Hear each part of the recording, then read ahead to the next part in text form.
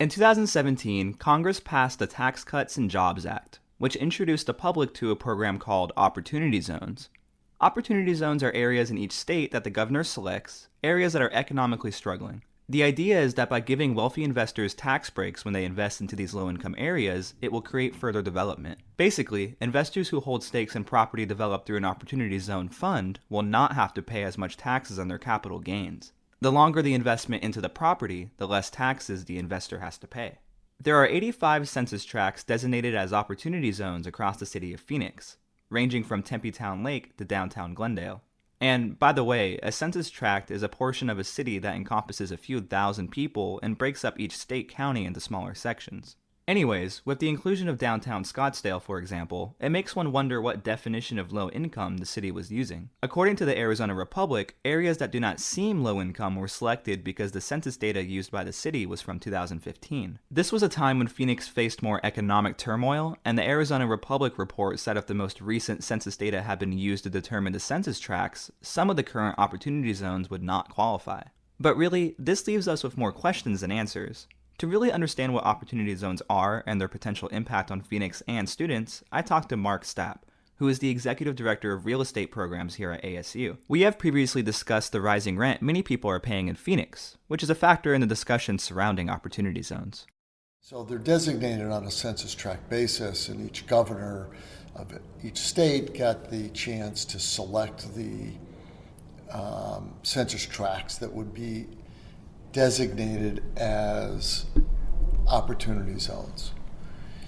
And so they're not, I wouldn't say that there's a uniformity to the characteristics of these census tracts. In fact, one of the complaints about the program is some of the census tracts could never be considered as underserved communities. So they're all different. And the purpose, however, was to instill an incentive to invest back in mostly inner city communities. And one of the things that seemed off was it talked about serving low-income areas, but then you see places like Tempe Town Lake is included in those opportunity zones. So do you have any insight into what the city was looking for in establishing these zones? I think it is simply trying to establish increased motivation for people to develop in areas that communities want development to occur at. And so I think that's all it was trying tactically to apply these to areas that the community strategically wanted to see development occurring. Do you think all those areas need that tax break? No.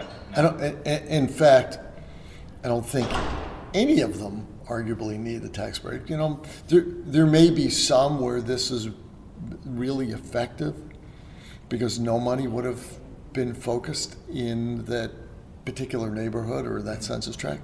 But I think the vast majority of them are not providing an incentive for capital that otherwise couldn't have been garnered to begin with.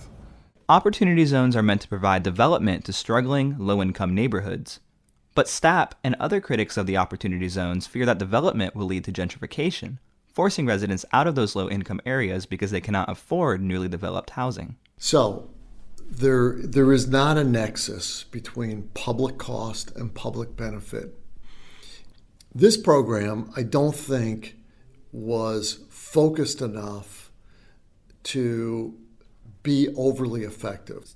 So one of the things that I think may be an outgrowth of this is the unintended consequence of creating significant amounts of investment into underserved communities without the requirement to provide any benefit for those residents and shop owners and property owners in those communities, and then displacing them. Because you will drive up property values, you will drive up rents, you will drive out those people that are in the neighborhoods and the communities that you're supposedly benefiting.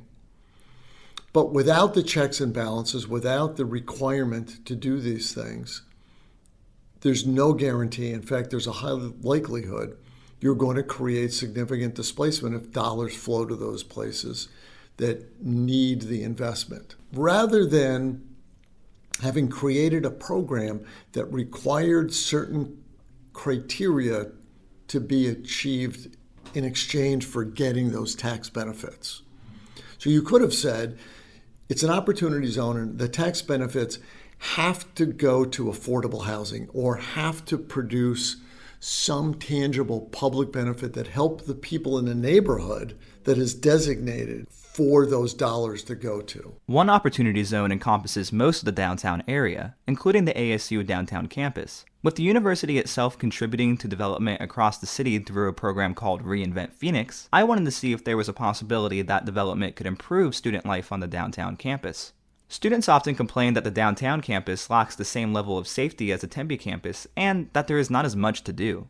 And one of the opportunity zones is placed right over downtown Phoenix. Do you think that could lead to any development that could improve student life on the campus? And a lot of redevelopment is accretive, meaning if you get multiple projects, and certainly when you're beginning to add employment or you're adding housing opportunities, it creates demand for other kinds of services, and those other services then are available to students. The trade-off here is that you have a focus of new capital being invested in an area like downtown, and you begin developing many projects, and that creates demand for users to locate there or create space, and hopefully there is demand. But assuming there is demand, that then causes basic supply and demand problems, and all this additional demand focus there raises rents. The benefit is you get a lot of things that otherwise wouldn't be there that are amenities and services, and students can certainly take advantage of them. You just have to make sure that you moderate the cost of living there so that students aren't simply intermittent daytime participants, that they can actually continue to live there and be residents of that downtown environment. At the same time students express dissatisfaction with the downtown campus, the city of Phoenix recently described the downtown Phoenix area as going through a renaissance. Stapp explains what this actually means. So I don't know that I would use the word renaissance. I think it's going through it's part of an evolution of metropolitan Phoenix in general. And part of that evolution is development being focused inward again. We've had a downtown, and so the reference to renaissance is that downtown is now becoming a attractive, vibrant core to the overall metropolitan area. And that's true. But I don't think it's a renaissance. It's different. It's a different point in time. It's a different level of intensity. It's a different focus. But it's significant. And I think it's important to the overall community. But we're an adolescent metropolitan area. So we're very young. We're not fully formed. And therefore, all of those benefits that come from this additional development aren't there yet. One of them just opened, right? So you get the grocery store that opens, the Fry's grocery store. That's important. That then provides a foundation to support more housing. And so I said before, this is accretive. Then another project comes along, and that project produces more demand. Either it's apartments or condos, and people live there, which means there's more demand for other kinds of services. And these areas grow in plateaus. You got to get enough demand and built up demand that new uses become feasible. And then when those new uses become feasible, it makes it attractive, and you continue to build, right, until you hit capacity. So we're nowhere near capacity. We're just beginning. And it's not overly dense at the moment, and therefore you don't have a lot of amenities yet that are concentrated. And I think we have to wait for downtown, just like all other places in the metropolitan area, to continue to mature. But I think we'll get there. I don't think development is going in downtown Phoenix or in the Rio Salado area of Tempe because of those opportunity zones. And there may be a marginal amount of money that has shown up here, but I don't think that they make a difference. This is a trend that was well underway before opportunity zones existed, and I think capital would have continued to flow here regardless. And the reason for that is they are areas that are attractive to the demand that exists in the marketplace. So as the recession waned and we started to grow again, it was a different kind of growth that was the result of a number of factors that were different than when we went into the recession. Millennials moving into the economics, independent economic segment of their life. So they're moving out of their houses, they're graduating from school, they're getting jobs now. Part of the problem is they weren't getting the kinds of jobs they hoped for. Wages were still depressed. And they were putting off forming families longer, having fewer children. And so all of those dynamics begin to come together to change our development pattern. They don't want to live in the suburbs. They want to live in walkable, socially engaging places. They want other kinds of amenities. And so these areas were attractive to them for that reason, and developers recognize that and start to develop there. They want to go where demand wants to be. So the opportunity zones are capital that's available, but they should be going in areas where demand wants to be. One of the fears with opportunity zones is that they provide capital to projects that otherwise were not feasible.